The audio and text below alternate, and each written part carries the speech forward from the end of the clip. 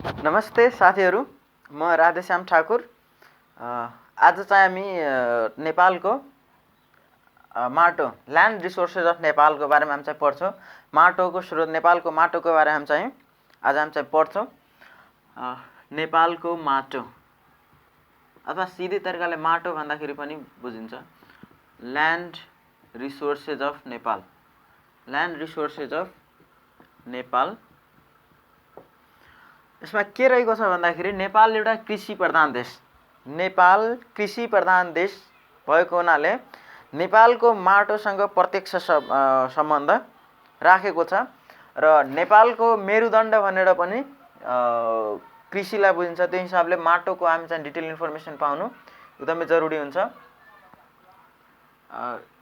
नेपाल कृषि प्रधान देश भएको हुनाले यसलाई डाइरेक्ट चाहिँ प्रत्यक्ष यसको कन्ट्याक्टमा हुन्छ। र माटोको बारेमा अध्ययन गर्ने शास्त्रलाई के भनिन्छ भन्दाखेरि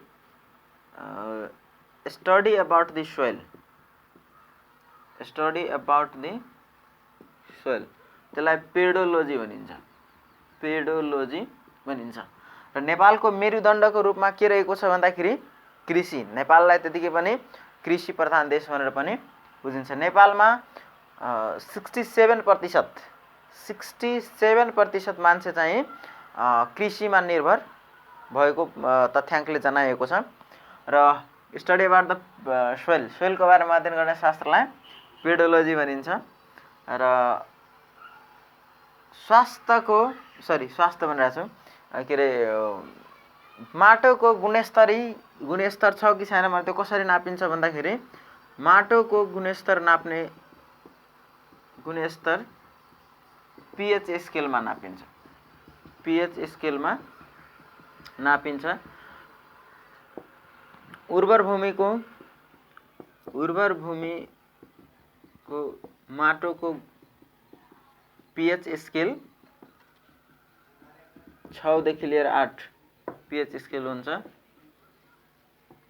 र यदि माटो एसिडिक भयो भने, यदि माटो एसिडिक भयो भने चुन राखेर सामान्य बनाइन्छ, सामान्य माटो जस्तो। उर्वर भूमिको माटो जस्तो बनाइन्छ भने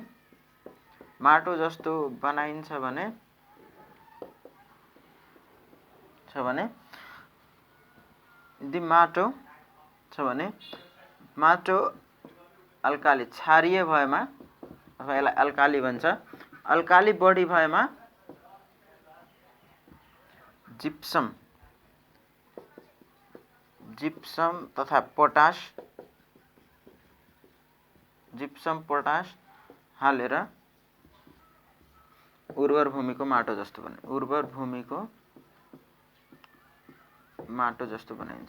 जस्तो बनाइन्छ। यसमा के रहेको छ भन्दाखेरि माटोको स्टडी गर्ने शास्त्रलाई हामी चाहिँ पेडोलोजी भन्छौँ। सोइलको बारेमा अध्ययन गर्ने शास्त्रलाई पेडोलोजी। माटोको गुणस्तर पीएच स्केलमा नापिन्छ। नर्मल्ली उर्वर भूमिको माटो उर्वरा गर्नलाई उब्जनी दिनको लागि त्यसको पीएच 6 देखि लिएर 8 हुनुपर्ने हुन्छ। यदि माटो एसिडिक भएमा चुन राखेर यसलाई नर्मल बनाइन्छ भने, यदि माटो क्षारीय अल्काली भएमा त्यसलाई जिप्सम अथवा पोटास राखेर चाहिँ त्यसलाई नर्मल बनाइन्छ। अब यो पीएच स्केल के रहेको छ भन्दाखेरि कुनै पनि पदार्थको त्यसको नाप्ने एउटा स्केल हो जुन चाहिँ 0 देखि लिएर 14 सम्म पाइन्छ। अब यो पीएच स्केल कस्तो हुन्छ भन्दाखेरि नर्मली कुनै पनि पदार्थको यो कस्तो क्वालिटी छ भन्दाखेरि 0 देखि 14 सम्म मानिन्छ र बिचमा न्युट्रल, 7 चाहिँ न्युट्रल हुन्छ। 7 भन्दा जति तल भयो भने त्यो एसिडिक हुन्छ, 7 भन्दा तल भयो भने त्यो एसिडिक हुने भयो र 7 भन्दा माथि भयो भने त्यो अल्काली हुने भयो। अब हामीले चाहिँ के गर्नुपर्ने रहेछ भन्दाखेरि नर्मली माटो कति स्केल हुनुपर्ने रहेछ भन्दाखेरि 6 देखि लिएर 8, लगभग यो न्युट्रल जस्तो हुनुपर्ने, pH स्केल यसको न्युट्रलको नजिकमा हुनुपर्छ। यदि 4-5 कुनै माटोको एसिडिक pH स्केल छ भने त्यो एसिडिक भयो। एसिडिक भएपछि हामीले चुन राखेर त्यसलाई नर्मलीतर्फ ल्याउनु पर्यो। यदि 10, 12, 13 छ भने त्यसलाई हामीले जिप्सम अथवा पोटास हालेर त्यसलाई तल झार्नु पर्यो, न्युट्रल अवस्थामा ल्याउनु पर्यो है त। र यसरी गरेर नेपालको माटोलाई 5 भागमा क्लासिफिकेसन गरेको छ। नेपालको माटोलाई 5 भागमा क्लासिफिकेसन गरेको छ। नेपालमा कति प्रकारको माटो पाइन्छ भन्दाखेरि नेपालमा 5 प्रकारको माटो पाइन्छ। 5 प्रकारको माटो पाइन्छ। 5 प्रकारको माटो पाइन्छ। सबभन्दा पहिला हुन्छ पाङ्गो माटो। पाङ्गो माटो, त्यसपछि बलैटो पत्थरी माटो। बलैटो पत्थरी माटो हुन्छ। त्यसपछि अर्को हुन्छ रातो फुस्रो माटो। रातो फुस्रो माटो। 4 नम्बरमा तलैया माटो हुन्छ। तलैया माटो। त्यसपछि 5 नम्बरमा हिमाली माटो। यो 5 किसिमको माटो पाइन्छ नेपालमा। र यो नेपालमा सबभन्दा बढी उर्वरा शक्ति भएको माटो कुन, सबभन्दा बढी उर्वर शक्ति भएको माटो कुन माटो हो भन्दाखेरि तलैया माटो। यसलाई कालो माटो भनेर पनि बुझिन्छ। सबभन्दा बढी उर्वरा शक्ति भएको माटो कुन भन्दाखेरि तलैया माटो। यसको चाहिँ डिटेल हामी चाहिँ पढ्छौँ एकछिनमा अहिले। अब के रहेछ भन्दाखेरि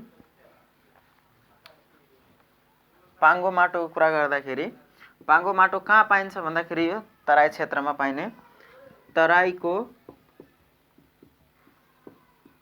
दक्षिणी भागमा नदीले थुपारेको बालुवा र सडे गलेको झारपातहरू मिलेर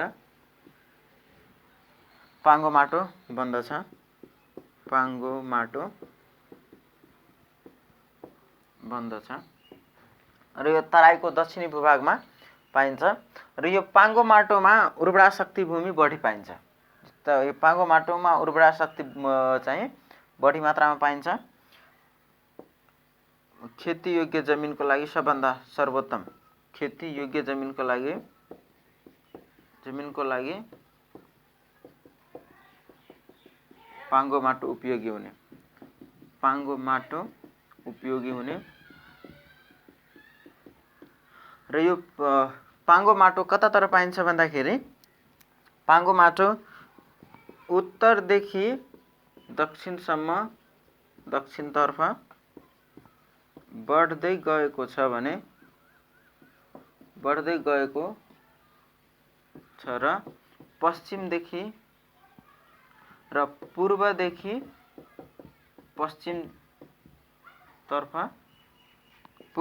पश्चिमतर्फ घट्दै गएको छ। अब के रहेछ भन्दाखेरि योभन्दा अघिल्लो सेसनमा पनि कुरा गरेको तिमीले के छ भन्दाखेरि यो उत्तरदेखि दक्षिणतर्फ यो पाङ्गो माटोको मात्रा बढ्दै गइरहेको हुन्छ भने पूर्वदेखि पश्चिमसम्म घट्दै गइरहेको हुन्छ। र यो पाङ्गो माटोमा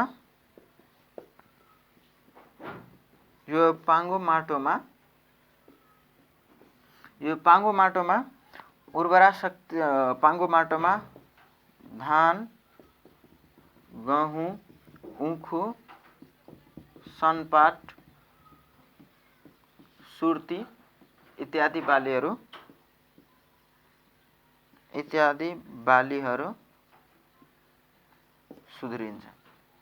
सप्रिन्छ। यो पाङ्गो माटोमा धान, गहुँ, उखु, सनपाट, सुर्ती जस्ता बालीहरू चाहिँ सप्रिने गरिन्छ। र त्यस पछाडि अर्को के रहेछ भन्दाखेरि र यो पाङ्गो माटोमा के पाइन्छ भन्दाखेरि पाङ्गो माटोमा पाइने भन्दाखेरि चुन पाइन्छ, पोटास, र फस्फोरस फस्फोरस पाइन्छ। चुन, पोटास र फस्फोरस पाइने गर्दछ, इत्यादि खनिज पदार्थहरू पाइने गर्दछ है त। यो थियो पाङ्गो माटोको कुराहरू। पाङ्गो माटो दक्षिणी तराईको नदीले थुपारेको बालुवाहरू र यो के अरे नदीले थुपारेको बालुवा र सडे गलेको झारपातहरू मिलेर यो चाहिँ पाङ्गो माटोको निर्माण हुँदो रहेछ। र खेतीयोग्य जमिनको लागि सबभन्दा राम्रो भन्नाले यो पाङ्गो माटो हो। सबभन्दा राम्रो तलैया माटो, त्यसपछि पाङ्गो माटो। र उत्तर दक्षिण दिशातर्फ बढ्दै गएको छ भने पूर्व पश्चिम भागमा घट्दै गएको छ। र यो पाङ्गो माटो धान, गहुँ, मकै, सनपाट इत्यादि कुराहरू सप्रिन्छ। र यो माटोमा चुन, फस्फोरस र पोटास चाहिँ खनिज तत्त्वहरू पाइन्छ। ओके, त्यसपछि अर्को के रहेछ भन्दाखेरि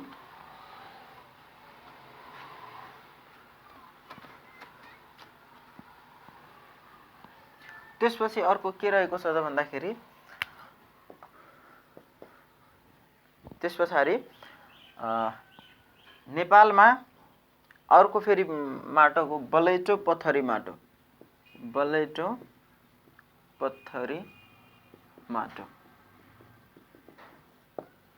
यो माटो चुरे पर्वत, चारकोसे झाडीहरूमा नदीले थुपारेको बालुवा, कंकड, पत्थरहरू मिलेर बन्दछ। यो बलेटो पत्थरी माटो कस्तो रहेछ भन्दा चुरे पर्वत, चारकोसी झाडीहरूमा नदीले थुपारेको बालुवा, पहाडबाट झरेको के अरे माटोहरूबाट बालुवा, नदीले थुपारेको बालुवा, कंकड, पत्थरहरूबाट पहाडबाट झरेर आएको बालुवाहरू मिलेर चाहिँ यो बलेटो पत्थरी माटो बन्दछ। यो माटोमा उर्वरा शक्ति कम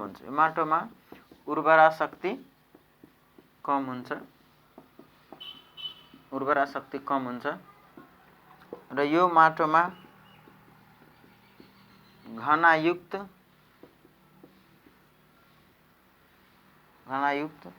जङ्गल सप्रिन्छ। सिसो, साल जस्ता रुखयुक्त जङ्गलहरू पाइन्छ। यसमा के रहेछ भन्दाखेरि यसमा माटोमा उर्वरा शक्ति कम हुन्छ। र यो माटोमा उर्वरा शक्ति कम भएको हुनाले यसमा घनायुक्त जङ्गल मात्रै सप्रिन्छ। जङ्गल जस्तो सिसो, साल जस्ता रुखहरू मात्र यो माटोमा चाहिँ सप्रिने गरिन्छ। र यो माटोहरू के अरे चुरे पर्वततर्फ प्राय गरिकन भेटिन्छ। यो माटोमा उर्वरा शक्ति एकदमै कम मात्रामा पाइन्छ है त। ओके, त्यसपछि अर्को के रहेछ भन्दाखेरि रातो फुस्रो माटो।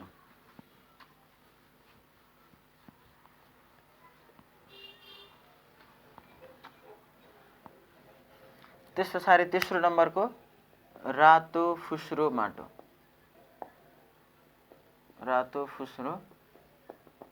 माटो महाभारत पर्वततर्फ फुटेको चट्टानहरूमा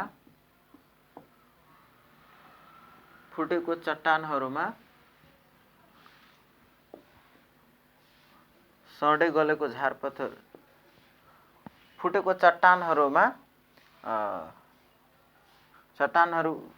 चट्टानहरूको बीचमा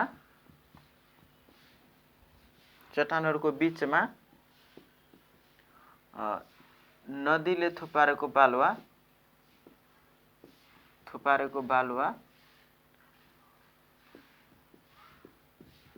र सडे गलेको झारपातहरू नदीले तथा खोला जुन महाभारत पर्वतमा कस्तो हुन्छ भन्दाखेरि एउटा ठुलो चट्टानहरू हुन्छ जसमा चाहिँ त्यो फुटेको हुन्छ बीचबाट र त्यो बाटोहरूबाट खोला नालाहरू निस्केको हुन्छ। अब त्यो खोला नालाले नदीले थुपारेको माटो र सडे गलेको झारपातहरू मिलेर यो रातो फुस्रो माटो बन्दछ, माटोको निर्माण हुन्छ।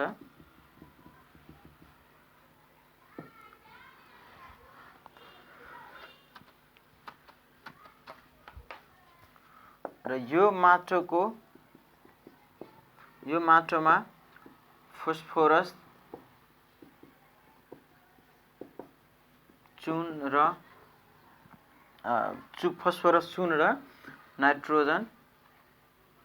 नाइट्रोजन कम मात्रामा पाइन्छ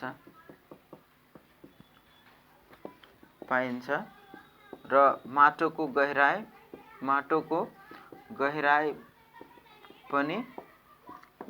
पनि कम भएको हुनाले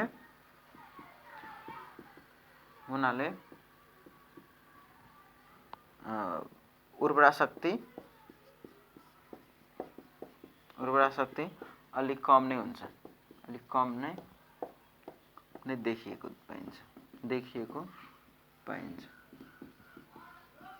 के रहेछ भन्दाखेरि यो माटोमा फस्फोरस, चुन तथा नाइट्रोजन जस्ता खनिज पदार्थहरू, माटोलाई चाहिने खनिज पदार्थहरू एकदमै कम मात्रामा पाइन्छ र माटोको गहिराई पनि कम भएको हुनाले यो माटोमा चाहिँ उर्वरा शक्तिको मात्रा एकदमै कम पाइन्छ र यो महाभारत पर्वततर्फ यो पाइने गर्दछ। र यो माटोमा पाइने भन्दाखेरि उब्निने यो माटोमा कुन बाली सप्रिन्छ भन्दाखेरि फलफुल खेती। रातो फुस्रो माटोमा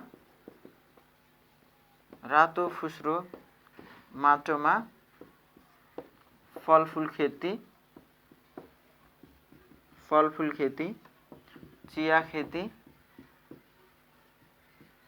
मकै, अलैँची इत्यादि खेतीहरू सप्रिन्छ। फलफुल खेती, चिया खेती, मकै, अलैँची इत्यादि खेतीहरू चाहिँ प्राय गरिकन रातो फुस्रो माटोमा गर्दाखेरि एकदमै राम्रो भनेर बुझिन्छ। अब त्यस पछाडि यो रातो माटो चाहिँ यसलाई रातो फुस्रो माटो किन भनेको भन्दाखेरि यो माटोमा फलामको मात्रा बढी भएको हुनाले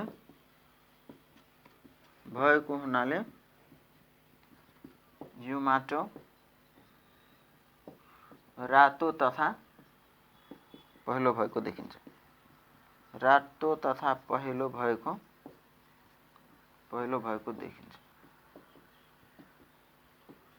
यसमा के रहेको छ भन्दाखेरि अब यो माटोमा फलामको मात्रा बढी पाएको हुनाले यो माटो रातो तथा पहेँलो देखिएको पाइन्छ।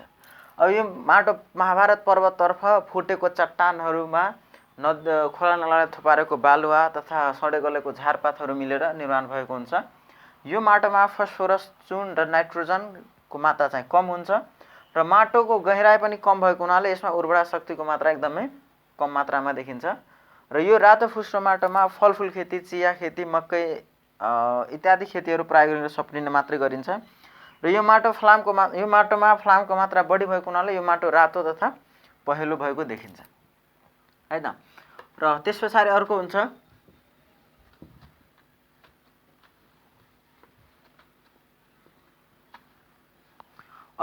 तलैया माटो। नामै छ तलैया माटो। तलैया माटो भन्नाले तालहरू सुकेर बनेको माटो।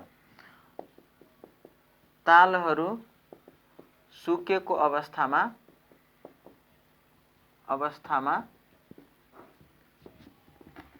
विभिन्न किसिमको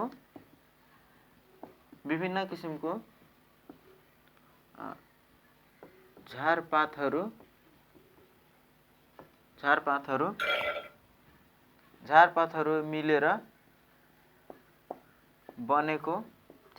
मिलेर बनेको विभिन्न किसिमको झारपातहरू मिलेर बनेको माटोलाई तलैया माटो भनिन्छ, तलैया माटो भनिन्छ। सबैभन्दा बढी उर्वरा शक्ति भएको, सबैभन्दा बढी उर्वरा शक्ति भएको पाइन्छ र यो माटोहरू प्राय गरिकन काठमाडौँ उपत्यकाहरूमा चाहिँ बढी मात्रामा पाइन्छ। काठमाडौँ उपत्यकामा, किनभने काठमाडौँ उपत्यका पनि त एउटा पहिला प्राचीन कालमा चाहिँ ताल जस्तै थियो, त्यहाँबाट पानी निस्केको र त्यहाँबाट पानी निस्केर जुन झारपातहरू मिलेर, जुन सडे गलेको झारपातहरू त्यो मिलेर चाहिँ बनेको भएको हुनाले त्यहाँ चाहिँ यो बढी मात्रामा तलैया माटोहरू पाइन्छ। तलैया माटोमा सबभन्दा बढी के पाइन्छ भन्दाखेरि उर्वरा शक्ति चाहिँ सबभन्दा बढी पाइन्छ र यसमा चुन, फस्फोरस, पोटास जस्ता खनिज पदार्थहरू एकदमै प्रशस्त मात्रामा पाइन्छ। यो माटोमा चुन, फस्फोरस, नाइट्रोजन,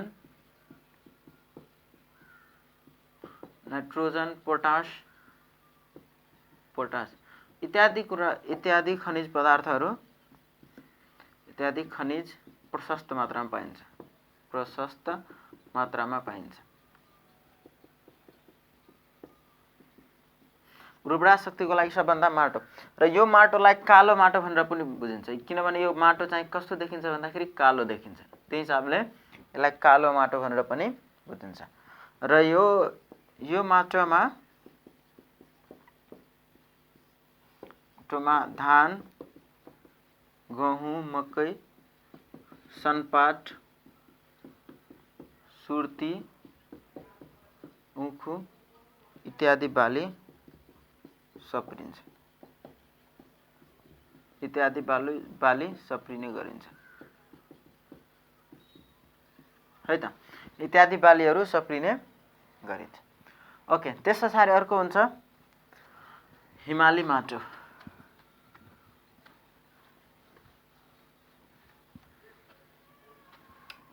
हिमाली माटो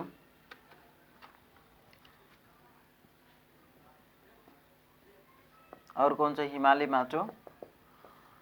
हिमाली माटो भन्नाले कस्तो माटो रहेको छ भन्दाखेरि हिम नदीले थुपारेको बालुवा, कंकड, पत्थरहरू मिलेर बनेको जुन माटो हुन्छ जसलाई चाहिँ हिमाली माटो भनिन्छ। र सबभन्दा कम उर्वरा शक्ति भएको माटो, सबभन्दा अति कम मात्रामा उर्वरा शक्ति भएको माटो कुन रहेछ भन्दाखेरि हिमाली माटो। त्यसकारणले गर्दा त हिमाली क्षेत्रमा प्राय गरिकन मान्छेले कृषितर्फ त्यति ध्यान नदिइकन के अरे जडीबुटी तथा पशुपालनको तर्फ चाहिँ बढी मात्रामा केन्द्रित भएको पाइन्छ। किन पाइन्छ भन्दाखेरि हिमाली माटोमा, हिमाली तर्फमा उर्वरा शक्ति भएको माटो कम पाइन्छ है त। हिम नदीले थुपारेको बालुवा, कंकड, पत्थरहरू मिलेर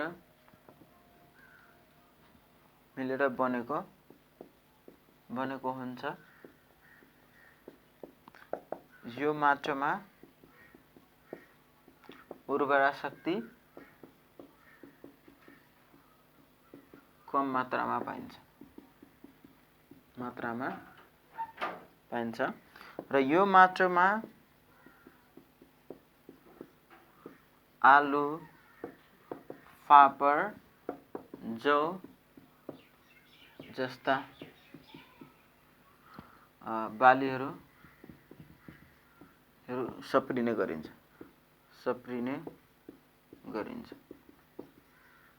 यति थियो माटोको बारेमा हामी चाहिँ जानकारी पाउनुपर्ने है त। सामान्य एउटा माटोको बारेमा हामीले चाहिँ जानकारी पाउनुपर्ने। हाम्रो नेपालमा कति किसिमको माटो भन्दाखेरि 5 किसिमको माटोहरू पाइन्छ। अब हाम्रो नेपालमा यसले भूमि व्यवस्था, यो माटोहरूलाई व्यवस्था कसरी गरेको छ, जग्गा जमिनलाई कसरी व्यवस्थापन गरेको छ त्यसको बारेमा चाहिँ हामीले पढ्नुपर्ने हुन्छ। र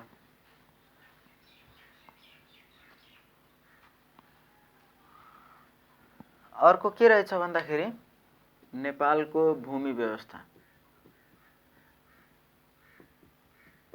नेपालमा भूमि व्यवस्था कस्तो थियो प्राचीन कालदेखि र अहिले कस्तो अवस्थामा रहेको छ त। नेपालको भूमि व्यवस्था हेर्दाखेरि के रहेको छ भन्दाखेरि ऋग्वेद तथा अथर्ववेदमा 4वटा वेदहरू छ नि, त्यो ऋग्वेद तथा अथर्ववेदहरूमा पनि कुनै पनि जग्गाको मालपोत अथवा कर उठाउनु पर्ने विषय चाहिँ उल्लेख गरिएको थियो। त्यति बेला नै ऋग्वेद तथा प्राचीन कालमा नै ऋग्वेद अथर्ववेदमा पनि लेखिएको थियो कि कुनै पनि जग्गालाई उब्जनी गरे बापत राज्यलाई अथवा सरकारलाई चाहिँ मालपोत कर चाहिँ बुझाउनु पर्ने आवश्यक भएको देखिन्छ। र अर्को के थियो भन्दाखेरि किराँत कालहरूमा गोपाल वंशको राज्यहरूमा अब अहिर वंशको राज्यमा अथवा किराँत कालको राज्य अवस्थाहरूमा कुनै पनि मान्छेलाई अब जग्गा दिन्थ्यो र त्यसलाई स्वामित्व प्रदान गर्नको लागि लेख्यको रूपमा दिने गरिन्थ्यो। गोपाल वंश, अहिर वंश तथा किराँत कालीको राजाहरूले कुनै पनि जनतालाई जग्गा दिने, त्यसको तपाईको स्वामित्वमा यो जग्गा रहन्छ भने त्यसको रूपमा प्रमाणको रूपमा लेखिदिन्थ्यो र त्यसको प्रमाणको बमोजिम त्यसलाई सरकारलाई कर बुझाउने व्यवस्था मिलाएको थियो। त्यस्तै गरेर राजा रामशाहले पनि जग्गालाई चाहिँ डिभाइड गरेर राखेको थियो विभिन्न युनिटहरूमा। हले, पाटे, कोदालो, माटो, माना, मुरी जस्ता इकाइहरू चाहिँ यसले चाहिँ इन्डिकेट गरेको थियो है त। त्यो कुराहरू र अझै पनि छ। र त्यसको अब राजा प्रताप मल्लहरूले पनि जग्गालाई कुनै पनि जग्गालाई नापजोख अथवा जाँच गर्ने प्रक्रियामा चाहिँ अगाडि बढेको थियो। त्यसै गरेर के रहेछ भन्दाखेरि नेपालमा राजा पृथ्वीनारायण शाहले आधुनिक नेपालको पिता भनेर पृथ्वीनारायण शाहलाई बुझिन्छ। र त्यो पृथ्वीनारायण शाहले के भन्नुभएको थियो भन्दाखेरि कुनै पनि उर्वर शक्ति भएको जग्गामा, जमिनमा कुनै मान्छेले बसोबास गरेको छ भने त्यो मान्छेलाई उचित ठाउँमा व्यवस्थापन गरेर त्यो जग्गालाई उब्जनीबाट कृषिको रूपमा लगानी गरेर उब्जनी गरेर कुनै पनि देशलाई विकास गर्नमा सहयोग गर्छ भनेर त्यस्तो भनाइ चाहिँ इन्डिकेट गर्नुभएको थियो कि कुनै पनि जग्गामा कुनै पनि यदि कुनै गाउँ क्षेत्र छ र त्यो जग्गा उर्वर भूमि छ र त्यो ठाउँमा गाउँ बसेको छ भने त्यो गाउँलाई व्यवस्थित तरिकाले व्यवस्थापन गरेर त्यो जग्गा भएको उर्वर भूमि भएको जग्गामा चाहिँ उब्जनी गरेर देशलाई सहयोग पुग्छ भनेर, टेवा पुग्छ भनेर भनाइ पृथ्वीनारायण शाहले राख्नुभएको थियो। अथवा कुनै पनि खनिज पदार्थ पाइएको छ कुनै बस्तीमा भने त्यो बस्तीलाई व्यवस्थापन गरेर त्यो खनिज पदार्थलाई उपयोग गरेर देशलाई सेवा गर्न मिल्छ, टेवामा देशको विकासमा टेवा पुग्छ भनेर भनाइ पृथ्वीनारायण शाहले राख्नुभएको थियो। त्यसै गरेर अर्को के दिएको छ भन्दाखेरि 1871 मा विक्रम सम्वत 1871 मा कुनै पनि व्यक्तिलाई स्वामित्व प्रदान गर्नको लागि यो जग्गा हो भनेर, त्यो तपाईको जग्गा हो, यो जग्गा हो, कसैको जग्गा हो भनेर त्यसको स्वामित्व प्रदान गर्नको लागि लाल अड्डाको स्थापना गरेको थियो। विक्रम सम्वत 1871 मा लाल अड्डाको स्थापना गरेको थियो। त्यसपछि अर्को के रहेछ भन्दाखेरि 1871 मा लाल अड्डाको स्थापना गरेको थियो। लाल अड्डाको स्थापना 1879 मा मोठ अड्डाको स्थापना गरेको थियो। यो जग्गाको स्वामित्व प्रदान गर्नको लागि अथवा जग्गाको अभिलेख राख्नको लागि, मेरो राज्यको जग्गा कसलाई कति दिएको छु भनेर त्यसको अभिलेख राख्नलाई 1871 मा लाल अड्डाको स्थापना गरेको थियो। 1879 मा मोठ अड्डाको स्थापना गरेको थियो भने त्यसबाट कर उठाउनको लागि 1953 मा माल अड्डाको स्थापना गरेको थियो। यसमा के रहेको छ भन्दाखेरि 1953 मा यो किन गरेको भन्दाखेरि यो त मान्छेलाई अब यो जग्गा दियो, त्यसकोबाट हामीले चाहिँ भूमि कर भन्नाले मालपोत चाहिँ उठाउनु पर्ने हुन्छ भनेर त्यसको लागि 1953 मा माल अड्डाको स्थापना गरेको थियो। त्यसपछि अर्को के भयो भन्दाखेरि 1960 1960 मा राजा के अरे 1960 मा चन्द्र शमशेर राणाले जग्गालाई 4 भागमा विभाजन गरेको थियो। जग्गालाई 4 इकाइमा चाहिँ विभाजन गरेको थियो। अब्बल, दोयम, सिम र चार, यो 4 भागमा चन्द्र कहिले काहीँ क्वेसन आइराखेको हुन्छ। अब्बल, दोयम, सिम र चार, माटोलाई 4 भागमा क्लासिफिकेसन गरेको थियो। कुन राजा के अरे कुन व्यक्तिले भन्दाखेरि चन्द्र शमशेर राणाले प्रधानमन्त्री थियो राणाहरूको कालमा। र 1960 मा यो गरेको यस्तो हो। र 1979 देखि लिएर रजिस्ट्रेसन, जग्गाको रजिस्ट्रेसन पास हुन सुरु भएको थियो। 1979 वैशाख 1 गतेबाट रजिस्ट्रेसन पास गर्ने व्यवस्था गरेको थियो। रजिस्ट्रेसनको व्यवस्था गरेको थियो र 1980 देखि भित्ताकाट तथा नक्साङ्कनको सुरुवात गरेको। जग्गाको नक्साङ्कनको व्यवस्था गरेको थियो। यो कहिलेकाहीँ सोधिराखेको हुन्छ। यो के रहेछ भन्दाखेरि 1871 मा लाल लडाको स्थापना गरेको थियो अभिलेख। यो दुईटै चाहिँ के को लागि त जग्गाको अभिलेख राख्नको लागि।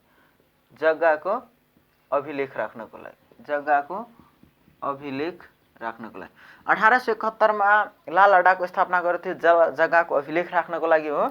1953 मा माल अड्डाको स्थापना गर्यो भूमि कर उठाउनको लागि। मालपोत कर उठाउन, जग्गाको कर उठाउनको लागि, भूमि कर उठाउनको लागि व्यवस्था गरेको थियो। र 1960 मा चन्द्र शमशेर राणाले यो जग्गालाई 4 भागमा क्लासिफिकेसन गर्यो। अब्बल, दोयम, सिम र चार। कस्तो के कुन जग्गाको कति उर्वर भूमि को आधारमा, उर्वरा शक्तिको आधारमा चाहिँ जग्गालाई 4 भागमा क्लासिफिकेसन गरेको थियो। त्यसमा सबभन्दा बढी जग्गा उर्वरा शक्ति भएको जग्गा कुन रहेछ भन्दाखेरि अब्बल। 1979 वैशाख 1 गतेबाट जग्गा स्वामित्व प्रदान गर्नको लागि रजिस्ट्रेसन पास गर्ने व्यवस्था गरेको थियो। र 1980 देखि भित्ताकाट भन्छौँ अथवा नक्साङ्कनको व्यवस्था गरेको थियो। अब यो जग्गा चाहिँ कति किसिमको रहेको छ भनेर चाहिँ त्यसको बारेमा हामी जानकारी पाउँदाखेरि जग्गा यो 11 किसिमको रहेको छ।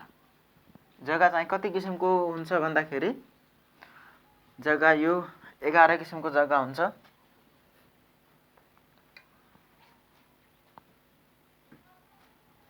एघार किसिमको जग्गा हुन्छ भन्दाखेरि जग्गा 11 किसिमको हुन्छ। प्रमुख त 4 वटा हुन्छ है त, तर चाहिँ 11 किसिमको हो। सबभन्दा भन्छ रैकर जग्गा।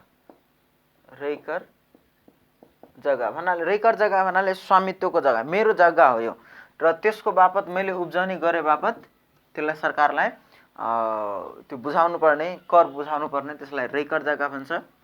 एउटा हुन्छ किपट जग्गा। कुनै विशेष जाति वा समुदायलाई दिएको। अब जस्तै राई जातिलाई दिएको, लिम्बू जातिलाई दिएको अथवा दलित समुदायलाई दिएको भने कुनै जाति विशेष, कुनै यो स्वामित्वको जग्गा भयो। स्वामित्वको जग्गा कुनै जाति विशेष, कुनै जाति वा धर्म विशेष वा समुदाय विशेषलाई दिने, समुदायको जग्गा दिने जग्गा भयो। एउटा हुन्छ बिर्ता जग्गा।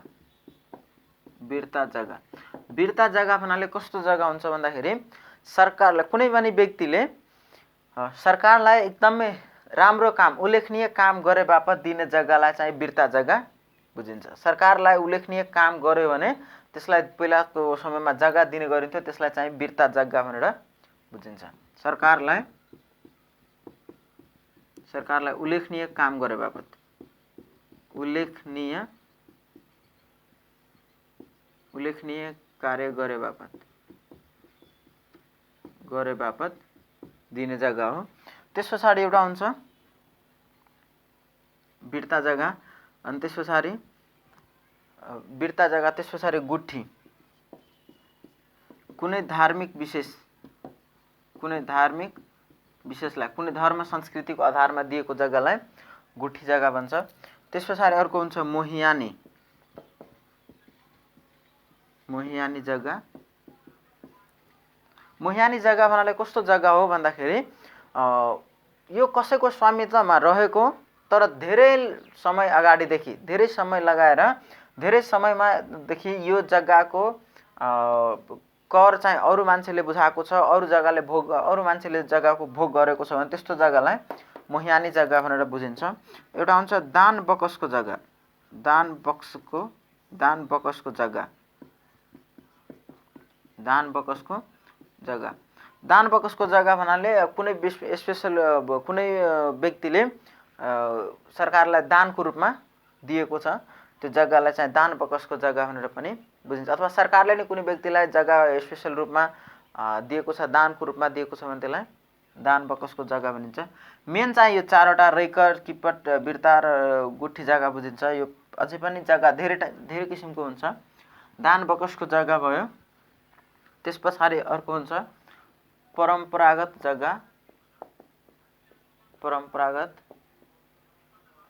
जग्गा, त्यसपछि उखेडा,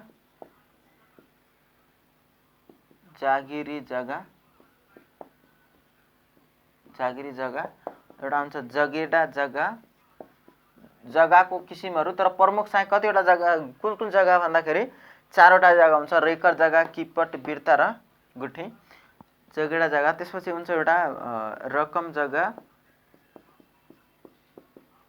भूमिपतिको जग्गा। यी जग्गाहरूको विभिन्न किसिमको टाइपहरू अन्तर्गत पर्दो रहेछ। 4, 6, 5, 11। ओके, र यो जग्गाहरूको एकदमै चाहिँ यो टाइपहरू भयो। त यो जग्गाहरूको पनि हामीले चाहिँ प्राय गरिकन सोधिने भन्दाखेरि यो चारवटा जग्गा मात्र, रैकर जग्गा, किपट, वीरता र गुठी जग्गा। रैकर जग्गा भन्नाले आफ्नो स्वामित्वको जग्गा हो। किपट जग्गा भन्नाले कुनै जाति धर्म विशेषलाई दिने, राई, लिम्बू, दलित समुदायलाई दिने। वीरता जग्गा भन्नाले सरकारलाई उल्लेखनीय काम गरे बापत दिने जग्गा हो। गुठी जग्गा भन्नाले कुनै धर्म विशेषलाई, कुनै धार्मिक संस्कृतिको रूपमा दिने, कुनै गुठी मन्दिरलाई दिने, त्यस्तो जग्गाहरू गुठी जग्गा हो। मोहियानी जग्गा भन्नाले धेरै दिनदेखि कर बुझाइराखेको, धेरै दिनदेखि युज प्रयोगमा ल्याएको तर यो जग्गा चाहिँ अरूको स्वामित्वमा रहेको जग्गालाई मोहियानी जग्गा। दान बकसको जग्गा भन्नाले राजाहरूले कुनै दाइजोको स्वरूप दिएको जग्गा र कुनै स्वरूप जग्गा चाहिँ दिएको, त्यसलाई दान बकसको जग्गा भनेर चाहिँ बुझिन्छ। यो 4, 5, 6वटा जग्गाहरू हुन चाहिँ यसको टाइपहरू 11वटा हो, तर चाहिँ यो मेन चाहिँ 4वटा, रैकर जग्गा, किपट, वीरता र गुठी जग्गालाई भनेर चाहिँ बुझिन्छ है त। त माटोको बारेमा आज चाहिँ यति नै पढ्छौँ। अर्को सेसनमा चाहिँ अर्को टपिक लिएर आउने छु। नमस्ते, थ्याङ्क यू, बाई बाई।